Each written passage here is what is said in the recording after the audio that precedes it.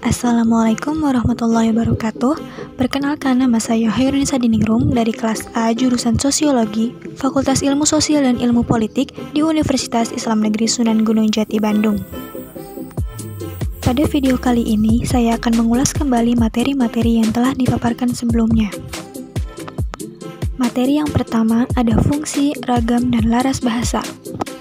Fungsi bahasa. Yang pertama, sebagai alat ekspresi diri. Maksudnya adalah bahasa yang digunakan untuk menyatakan keberadaan seseorang, lalu tidak membutuhkan kehadiran orang lain. Fungsi bahasa sebagai alat komunikasi. Maksudnya, bahasa yang digunakan sebagai alat untuk menyampaikan suatu gagasan tertentu. Lalu, setidak-tidaknya ada satu pembicara dan satu pendengar. Fungsi bahasa sebagai alat integrasi dan adaptasi sosial. Maksudnya adalah bahasa menjadi alat pemersatu kelompok komunitas, dan setiap anggota komunitas dapat menyesuaikan diri. Yang terakhir, ada fungsi bahasa sebagai alat kontrol sosial. Maksudnya, bahasa bisa mempengaruhi orang lain dan bisa mengendalikan masyarakat. Lalu ada ragam bahasa. Ragam bahasa adalah variasi bahasa yang terjadi karena pemakaiannya. Ragam bahasa ini terbagi atas dua kelompok, yaitu ragam bahasa berdasarkan media pengantarnya atau ragam lisan dan tulisan. Yang kedua, ada ragam berdasarkan situasi pemakaiannya. Berdasarkan media pengantarnya dibagi menjadi dua, ada ragam lisan dan ragam tulisan.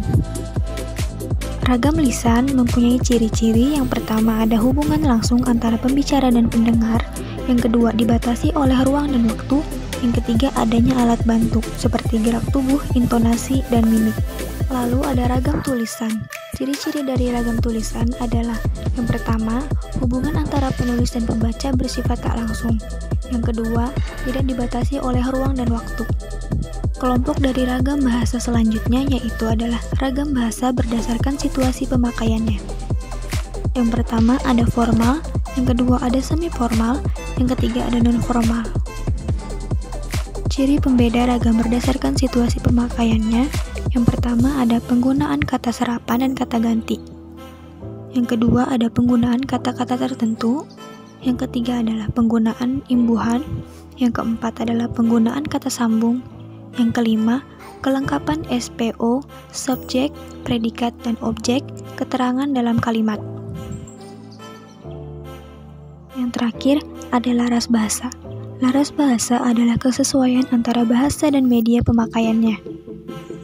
Bahasa termasuk dalam berbagai laras sesuai dengan fungsi pemakaiannya pada saat digunakan sebagai alat komunikasi.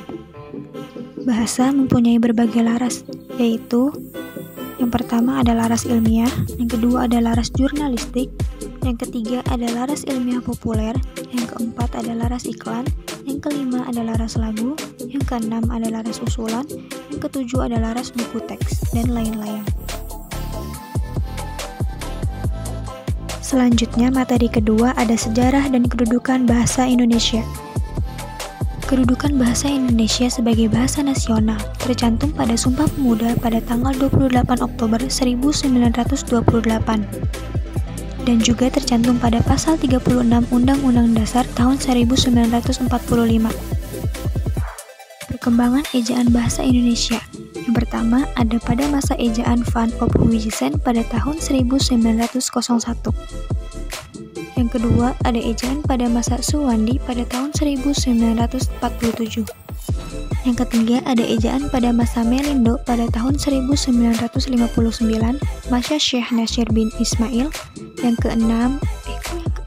keempat, ada EYD, ejaan yang disempurnakan pada tahun 1972. Yang kelima, ada revisi EYD pada tahun 1987. Yang terakhir, ada EBI Permendikbud.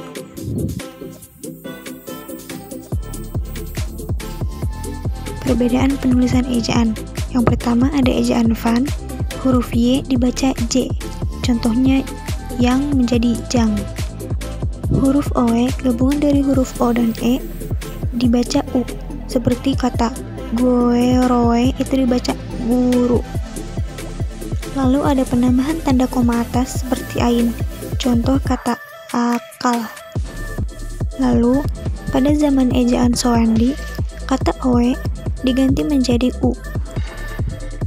Bunyi hamzah dan bunyi serentak ditulis dengan k. Contoh, tak, pak, dan rakyat. Kata ulang ditulis dengan angka 2. Contoh, anak 2 atau anak-anak. Pada zaman EYD atau ejaan yang disempurnakan, huruf DJ dibaca J saja. Contohnya, jalan. Materi yang terakhir adalah materi diksi.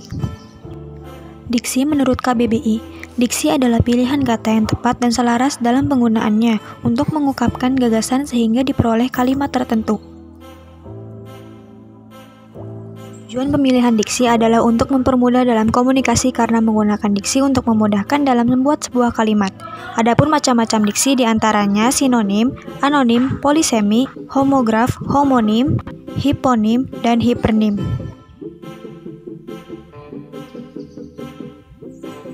Syarat-syarat diksi yaitu yang pertama ada ketetapan dalam pemilihan kata dalam penyampaian suatu gagasan.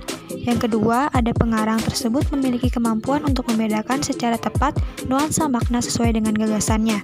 Yang ketiga, menguasai berbagai kosakata serta mampu untuk dapat memanfaatkan kata tersebut menjadi sebuah kalimat yang jelas.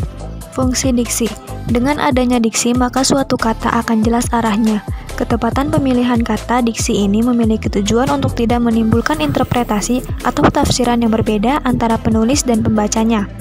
Kriteria diksi, yaitu ada ketetapan sunting, kecermatan sunting, dan keserasian sunting. Sekian dari saya, kurang lebihnya mohon dimaafkan, semoga bermanfaat. Wassalamualaikum warahmatullahi wabarakatuh.